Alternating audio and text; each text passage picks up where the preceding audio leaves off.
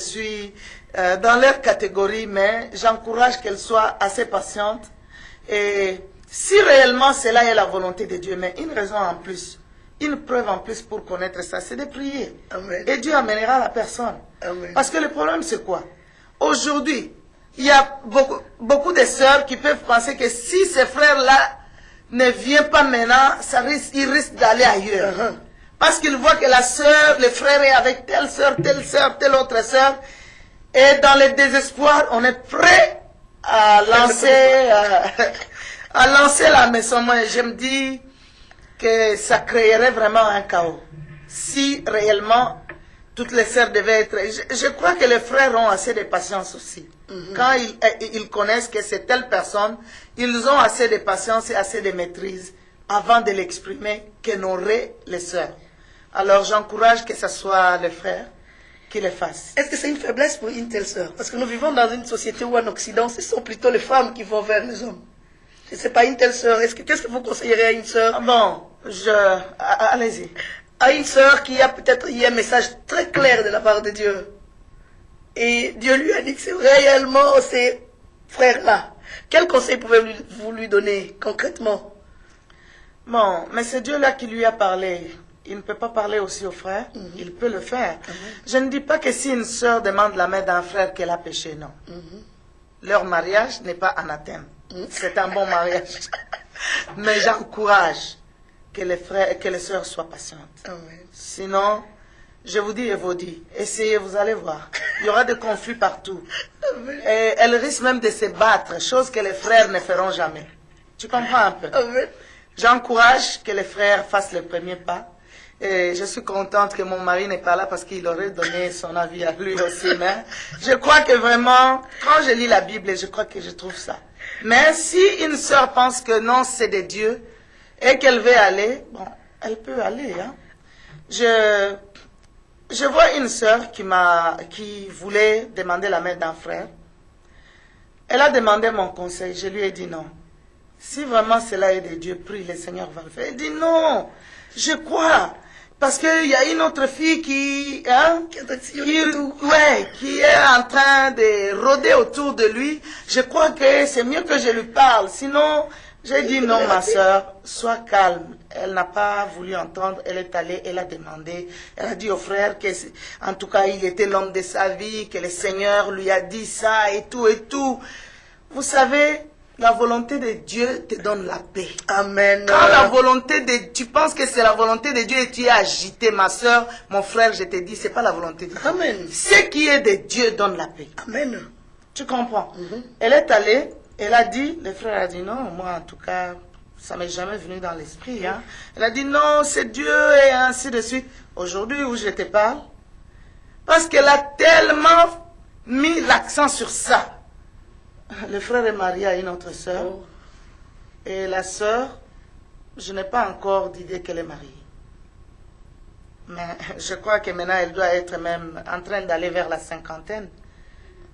Et je crois que c'est une faute qu'elle pouvait éviter. Qui sait s'il y avait d'autres gens qui sont venus, mais qui ont été repoussés, juste parce qu'on voulait à tout prix ça.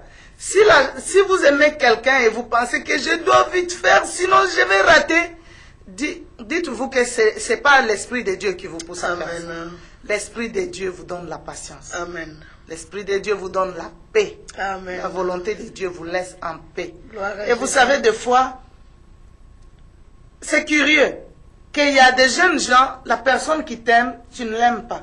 Et tu aimes une personne qui n'a même pas toi dans son esprit. Et ça, c'est très dangereux. C'est pourquoi j'ai dit, même aux jeunes filles, jeunes garçons, priez pour votre mariage. Amen. Ne soyez pas seulement là en disant des paroles en l'air. Soyez sincères dans votre cœur avec Dieu. Dites à Dieu, Seigneur, dirige-moi vers cette personne. Amen. Je ne peux pas juger le cœur de quelqu'un. Je ne peux pas connaître les intentions cachées.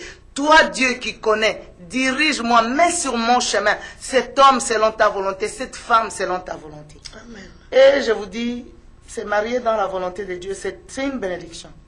Dieu, il vous précède. Et il enlève tous les cales, comme on dit chez nous. Il enlève toutes les choses et ils vous rend la tâche facile. Amen. Amen. Gloire au Seigneur. Pasteur, comment dire la vérité à son ami et conserver son amitié? Dire une vérité qui blesse. Comment dire la vérité à son ami? J'aimerais qu'on puisse lire un texte des Écritures. Alléluia. Dans Proverbes, nous allons lire Proverbes au chapitre 27. Nous lirons les versets 5 et 6. Proverbe 27, 5 et... Tu dis comment dire la vérité à un ami et garder son amitié. La Bible dit ceci: mieux vaut une réprimande ouverte qu'une amitié cachée. Amen. Les blessures d'un ami prouvent sa fidélité, Amen. mais les baisers d'un ennemi sont trompeurs. Amen. La Bible est claire, bien-aimés. Mieux vaut une réprimande ouverte qu'une amitié cachée. Il y a des gens qui pensent que pour garder l'amitié, on ne se dira jamais la vérité. J'aimerais vous dire que vous n'êtes pas alors ami. Si tu ne peux pas supporter le reproche d'un ami, vous n'êtes pas ami. Un ami, c'est quelqu'un qui te reproche, tu entends et tu l'aimes encore. Amen. Un ami, c'est quelqu'un qui ne cache pas, qui te dit la vérité. Qui peut même te dire que non, tel modèle de cheveux ne te va jamais. Qui est capable de te dire non. En tout cas, il te dit quelque chose, peut-être pour lequel tu croirais que si d'autres te disent, ils ont mal parlé. Mais tu crois, parce que tu sais qu'il ne veut pas ton mal. C'est pourquoi, c'est ce que nous avons dit au départ. L'amitié est là pour... C'est une communion où on cherche le bien de l'un et de l'autre. C'est une communion aussi où on soutient la réputation de l'autre. C'est pourquoi un ami qui te reproche et tu penses que tu ne peux pas. Pourquoi elle m'a dit ça, elle ne veut pas? Je ne crois pas qu'il y a une amitié. Et il y a des gens même qui sont du genre n'acceptent jamais la reproche. Et ces gens-là, ils auront du mal à être dans une amitié. Et là, nous avons dit que mieux vaut une réprimande ouverte qu'une amitié cachée. Les blessures d'un ami prouvent sa fidélité. Il te dit une chose peut-être qui te blesse, mais ça prouve combien il est fidèle, combien il sait que si toi tu échoues, lui aussi la honte sera sur lui. Amen. Et le verset continue, dit, mais les baisers d'un ennemi sont trompeurs.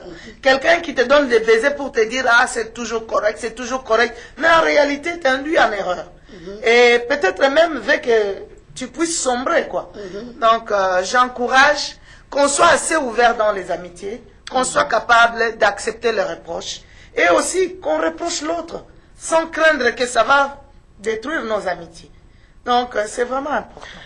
Et qu'on reproche l'autre. Mais maintenant, si l'ami n'écoute pas les reproches, ou que, comment se comporter? Vous avez un ami à qui, quand vous lui faites une reproche, il se fâche ou il n'accepte pas. Comment est-ce qu'on peut se comporter? Ça peut arriver qu'un ami ou une amie n'a pas accepté les reproches. C'est pas d'emblée qu'on va dire que la personne n'est plus un ami. On va continuer encore à aider d'une manière ou d'une autre. Et s'il y a d'autres amis qui sont dans le cercle, on a besoin aussi peut-être de demander l'aide des autres amis aussi pour aider cette personne-là. C'est pourquoi je disais, l'amitié dont nous parlons ici n'est pas toujours que les deux gens se singularisent, ils ne sont qu'entre eux. C'est un cercle de gens qui ont les mêmes valeurs, qui prônent ces valeurs-là, qui veulent voir avancer ces valeurs et qui veulent s'entraider mutuellement. Donc j'encourage que si un ami n'a pas écouté, qu'on prie pour l'ami et qu'on le voit encore, qu'on essaie encore de l'aider, parce qu'on a besoin de vivre avec des amis. Et tu sais, les amis honnêtes, des fois, il y en a, c'est rare. Hein?